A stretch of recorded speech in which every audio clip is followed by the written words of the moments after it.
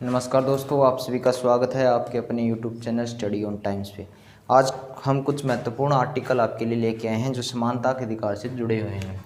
समानता का अधिकार जो आपको पता है कि आर्टिकल 14 से लेकर 18 तक इनका जो वर्णन है मौलिक अधिकारों के अंदर किया गया है।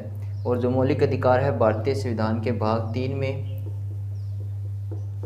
में लिखे गए हैं और ये अमेरिका के संविधान से लिए गए हैं। अनुच्छेद 14 में बताता है कि कानून के समक्ष समानता कि जो है कानून है वो सभी के लिए समान रहेगा। उसके अंदर चाहे विदेशी हो या फिर विदेशी, कानून सबके लिए समान रहेगा। उसके किसी के साथ भेदभाव नहीं किया जा सकता। और जो है कानून सभी को समान संरक्षण देगा, समान सुरक्षा देगा, किसी के साथ भेदभाव नहीं करेगा। ये जो बात लिखी है अनुच्छेद 14 के अंदर, ये कानून सबके लिए समान है और कानून सभी का समान संरक्षण करेगा। उसके बाद है अनुच्छेद 15। अनुच्छेद 15 में बताता है कि किसी भी व्यक्ति को धर्म के आधार पर, कि वो किसी भी धर्म का हो, हिंदू हो, मुस्लिम हो, सिख हो, ईसाई हो, उसको समान देखा जाएगा, उसके साथ भेदभाव नहीं किया जाएगा। उसके बाद जाति के आधार पर, उसकी जाति कौन सी भी हो, कोई भी जाति हो, उसके आधार पर भी उसका भेदभाव नहीं किया जा सकता। वंश के आधार पर भी उसके साथ भेदभाव नहीं किया जा सकता। लिंग के आधार पर भी उसके साथ भेदभाव नहीं किया जा सकता। चाहे वो महिला हो, पुरुष हो, बच्चा हो, बूढ़ा हो, सबको समान एक नज़र से देखा जाएगा। इसके अंदर कुछ अपवाद है, वो आपको मैं आगे की क्लास में बताऊँगा। जन्म स्थान के आधार पर भी आप किसी के साथ भेदभाव नहीं कर सकते कि वो किस राज्य का है, जैसे कि कोई राज्य हरियाणा का है, यूपी का है। ये तब तक है जब तक ये बातें कोर्ट में या किसी के द्वारा कानून के सामने नहीं आती। वैसे आपको इसको कोई दिक्कत नहीं है। अनुच्छेद 16 हमें बताता है कि लोक नियोजन की समानता। लोक नियोजन की समानता ये है कि जो सरकारी नौकरियां हैं उनके अंदर सभी को समान अवसर प्राप्त हो।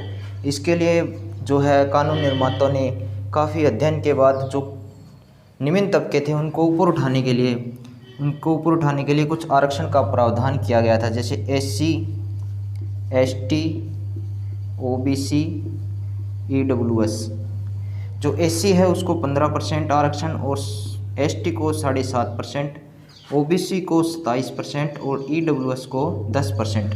ये जो आरक्षण अवसरों की समानता को देखते हुए दिया गया ताकि वो समान उनको अवसर प्राप्त हो सके। अनुच्छेद 17 में बताता है अस्पृश्यता का अंत।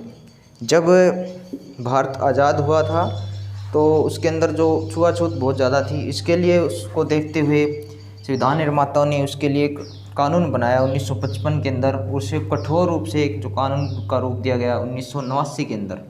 1955 के अंदर इसको कानून बनाया और 1989 के अंदर इसको कठोर कानून का दर्जा दिया गया, उसे अपराध माना गया। अनुच्छेद 18 में बताता है कि उपाधियों का अंत। जो भी समय पहले जो अंग्रेजों द्वारा जो उपाधियाँ दी जाती थी उनको समाप्त कर दिया गया। जब महाराजा हुई, सर, नाइटहुड, राय बहादुर या किसी विदेश के देशों के द्वारा दी गई सभी उपाधियों को समाप्त कर दिया गया। आप जो है एकेडमिक जैसे डॉक्टर, PhD होल्डर, ये सब उपाधियाँ को यूज कर सकते हैं। भारत रत्न, भारत भूषण, भारत पद्मश्री, इनका भी यूज कर सकते हैं, लेकिन सर नेम के द्वारा यूज नहीं कर सकते। ये आपने देखा कि इसमें सभी में समानता का जो जिक्र हुआ, इसलिए ये है अनुच्छेद 14 से लेकर 18 तक समानता का अधिकार। इसका जो आगे का जो हमारा रहेगा स्वतंत्रता का अधिकार, वो